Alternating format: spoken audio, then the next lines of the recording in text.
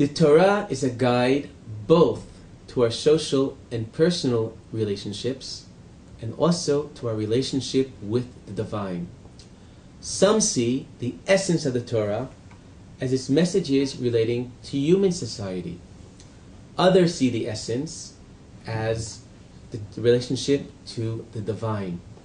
Today, I'd like to talk about the interaction between these two themes, between our relationship, our human relationships, and our divine relationship. And I'd like to focus on the commandment of Shemitah to show how these two relationships interplay. According to the laws of Shemitah, 6 years we work the land. The 7th year, the land lies fallow and all could eat the fruits of the land.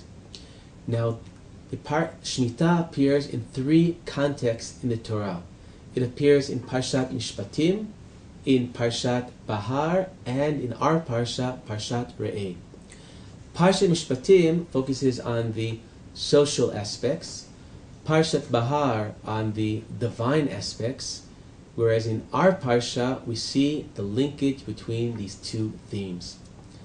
The general topic of Parshat Mishpatim is justice. Parshat Mishpatim spells out the Jewish justice system, but at the end it deals both with Shabbat and with Shemitah. And both of these mitzvot, they focus on the social aspects. Shabbat is a day of rest for your servants and for your animals. And Shemitah, the 7th year, we let go our ownership of the land to allow the poor to partake in the fruits of the land. Going on to Parshat Bahar, the focus becomes the divine religious aspects of the 7th year. Rashi begins his commentary to Parshat Bahar with the famous question, Ma inyan Shemitah lahar Sinai? What does Shemitah and Har Sinai have to do with one another? Because at the end of Yikra, the Torah tells us that these laws of the 7th year were taught at Har Sinai. Now that would seem to be obvious, because the entire Torah was taught in Har Sinai. However, I think the answer to Rashi's question is that the word Shemitah do not appear in Parshat Bahar. Parshat Bahar talks indeed about the 7th year, which Parshat Mishpatim calls Shemitah.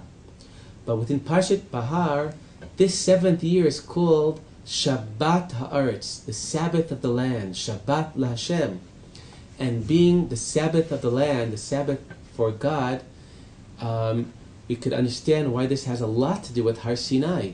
At Har Sinai, we forge the covenant with God that we would do the mitzvot and God would give us the land of Israel.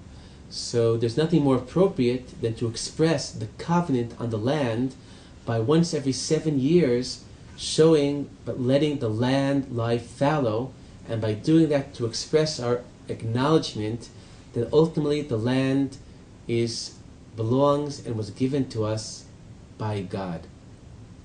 And therefore the focus of Parshat Bahar is religious. The way that we express the covenant with God, and that's why we let the 7th year, the land lie fallow. Ultimately, we reach the 3rd Parsha, Parshat Re'eh. And in Parshat Re'eh, we link together the terminologies of these 2 previous Parshiot. On one hand, in Parshat Re'eh, the 7th year is called Shemitah, which is letting go of your ownership. But the Parshat Re'eh says Shemitah LaHashem. It's a Shemitah to or for God, whereas the name of God did not appear in Parshat Mishpatim, but was the focus in Parshat Re'eh. And the message of our Parsha really shows how the human and the divine are interacting with one another. The major law of the 7th year discussed in Parshat Re'eh is that on the 7th year we must relinquish the debts, the loans that we have lent out to other people. to allow the lower socioeconomic strata in society to get a new start. Now, certainly the message of forgiving loans in the 7th year is a social human message, an acknowledgement that you can have more equality in society, to give people a chance to break out of patterns of debt. We have to find a way, at least once in 7 years, to give people a new beginning. However, so much of what surrounds the legislation focuses on our relationship to the divine. That the Torah reminds us that this law is taking place in the land that God gave to us. The Torah tells us that because of how we act in the land, and depending on what we do, there is the blessings of the land. The blessings we have are because of what we've done, and the blessings we'll have in the future are also in accord to our responding to the will of God.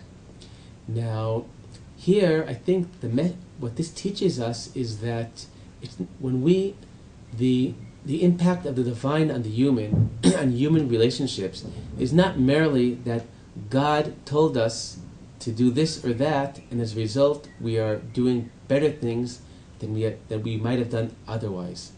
But rather, the religious worldview gives us a different perception of reality itself. Why is it so hard to give to others?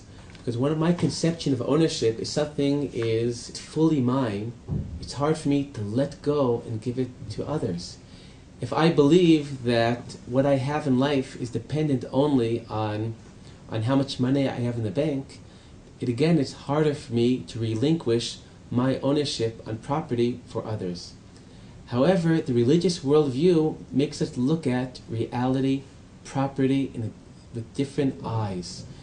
When the Torah teaches us, realize the land, it's not yours. You may have the use of the land now, but ultimately the land was given to you by God, and every 7 years, when we return the land to God, we realize that ultimately the land is connected to God.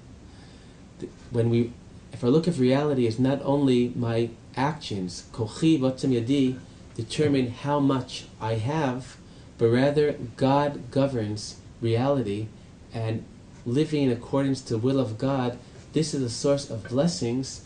I realize that my generosity to others is not exclusively at expense to myself. So I believe this is a very significant message, to realize that belief in God is not merely telling us that there is He that commands us, but rather we look at reality differently, and that's what helps us be better people. Shabbat Shalom.